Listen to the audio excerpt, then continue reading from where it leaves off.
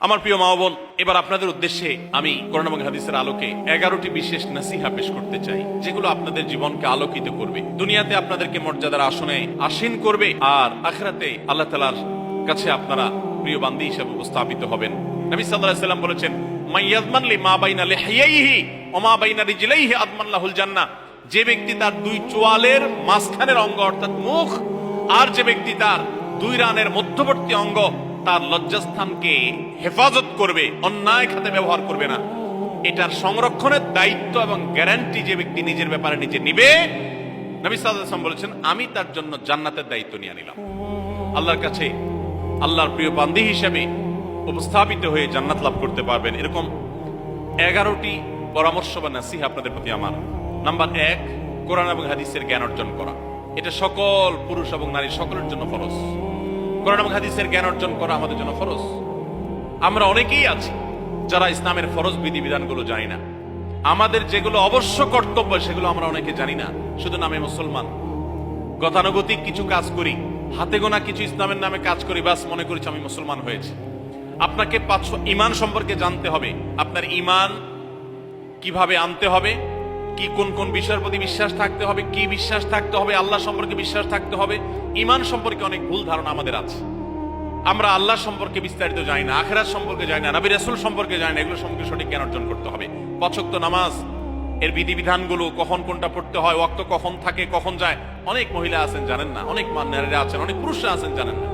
এগুলো জানতে হবে। ইসলামকে জানাটা অনেক গুরুত্বপূর্ণ। আর জানার জন্য কোরআনে কারীম বুঝে পড়বেন, হাদিস বুঝে পড়বেন, মাসলা মাসাইলের বই পুস্তক বুঝে পড়বেন ওলামাদের তত্ত্বাবধানে থেকে, এবং কোরআন এবং হাদিস শেখার যত ভালো আয়োজন উদ্যোগ আছে সেগুলোতে শামিল হবেন, জ্ঞান অর্জন করবেন। এটা ইসলামের গুরুত্বপূর্ণ একটা ব্যাপার।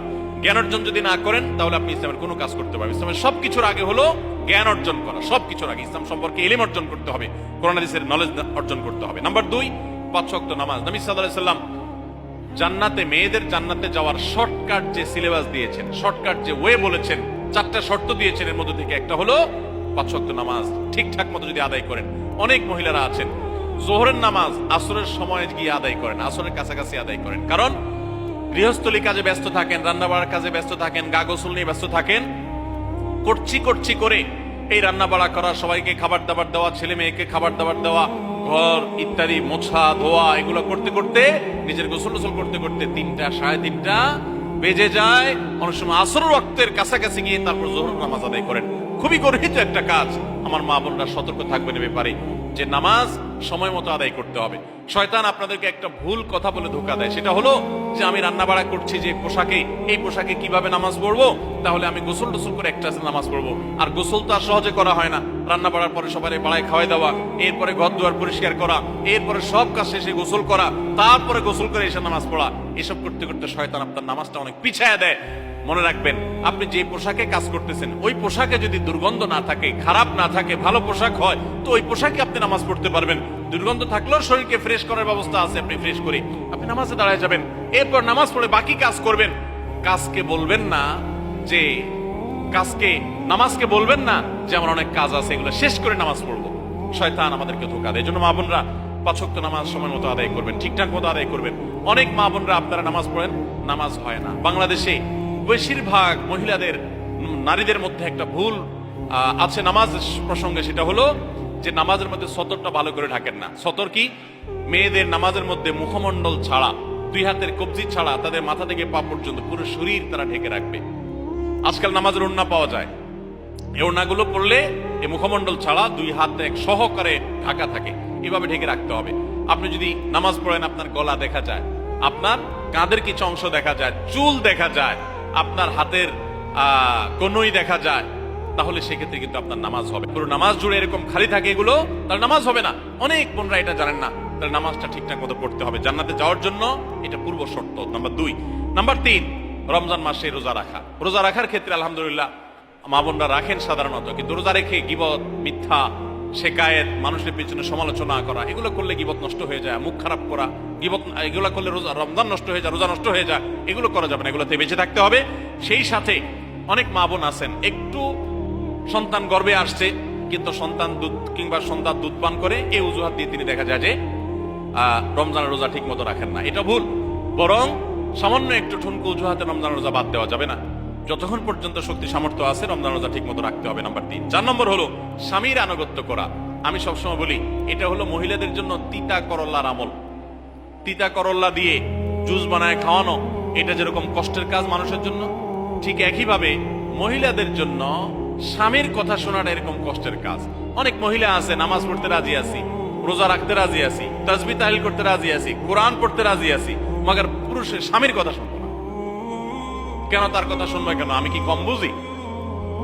এই মানসিকতা আজ পশ্চিমা অপসংস্কৃতির যে ছোঁয়া আমাদের সমাজে এসেছে, লেগেছে, এটার কারণে আমাদের মা বোনদের মধ্যে তৈরি হয়েছে। এটা কখনো আমাদেরকে সুখী করতে পারে না। একটা ছোট মুদি দোকানেও একজনকে দায়িত্বশীল মানতে হয়, একজন মালিক হয়, আরেকজন অধীনস্থ হয়, একজন ম্যানেজার হয়, আরেকজন তার কর্মী হয়। এতটুকু চেইন অফ কমান্ড যদি ঠিক না থাকে তাহলে একটা ছোট দোকানও সুশৃঙ্খল ভাবে চলতে পারে না, সেটাও বিশৃঙ্খল হয়ে যাবে। তাহলে একটা সংসার, একটা পরিবারে একজনকে মুরব্বী না মানলে কিভাবে সেটা চলতে পারে? অবশ্যই একজন নারী তার স্বামীকে অভিভাবক মানবেন, মুরব্বী মানবেন, তাকে মেনে চলবেন। শুধু ইসলামই বলে নাই, পশ্চিমা দুনিয়ার মানুষরাও স্বীকার করে। সাবেক মার্কিন প্রেসিডেন্ট বারাক ওবামার একটা আত্মজীবনীমূলক লেখা ধারাবাহিকভাবে বাংলাদেশে একটি জাতীয় গণমাধ্যমে প্রকাশ হয়েছে অনেক বছর আগে, আমি পড়েছি। সেখানে তিনি পরিষ্কার করে বলেছেন যে আমার দাদি নানীরা পারিবারিক জীবনে যতটা সুখী ছিল, এখন আমাদের স্ত্রী, আমাদের মেয়েরা ততটা সুখী না। অথচ তাদের এত বেশি শাড়ি চুড়ি, এত বেশি সাজগোজ, এত বেশি সুখ সমৃদ্ধির উপকরণ ছিল না আজকের মেয়েদের যতটা আছে।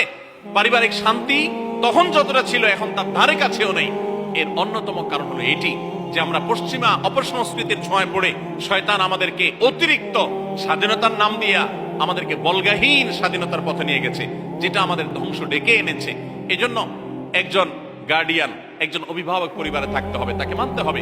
আপনি নারী হিসাবে আপনার স্বামীটাকে যদি মনে হয় একটু বোকা কিসিমের, সে বুঝে না, আপনি অবশ্যই ডেফিনেটলি আপনি তাকে বোঝাবেন, আপনি তাকে আপনার মতামত বলবেন, তারও কর্তব্য আপনার মতামত গ্রহণ করা। কিন্তু এর মানে এই না যে আপনি তাকে ডিনাই করবেন, পাত্তা দিবেন না, অবজ্ঞা করবেন, তার কাছে জিজ্ঞেস করা ছাড়া যেদিক সেদিক যাবেন, যা খুশি তা করবেন, এটা উচিত না।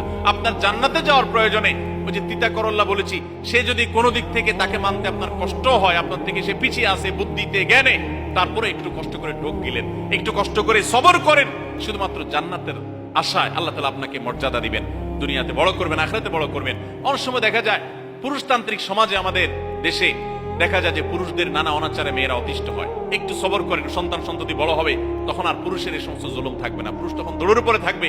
এই বাস্তবতা আমরা প্রত্যেকটা মানুষ উপলব্ধি করার কথা। অতএব মেয়েদের, মুসলিম নারীদের অত্যন্ত গুরুত্বপূর্ণ আরেকটি বিষয় হলো 4 নম্বর, যেটি বললাম, স্বামীর আনুগত্য করা।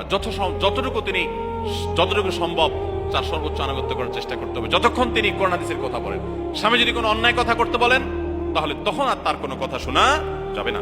নাম্বার 5, একজন মুসলিম নারীর জন্য তার ইজ্জতের হেফাজত অত্যন্ত গুরুত্বপূর্ণ ব্যাপার। এমন একটা সমাজে আমরা বসবাস করতেছি, পাঠ্য বইয়ে শিক্ষার নামে আমাদের সন্তানদের চরিত্র নষ্ট করে দেওয়া হচ্ছে, বিবাহ বহির্ভূত সম্পর্ক করতে তাদেরকে উস্কানি দেওয়া হচ্ছে, শিক্ষার নামে কুশিক্ষা দেওয়া হচ্ছে, যার কারণে আমার সন্তান নষ্ট হয়ে যাচ্ছে।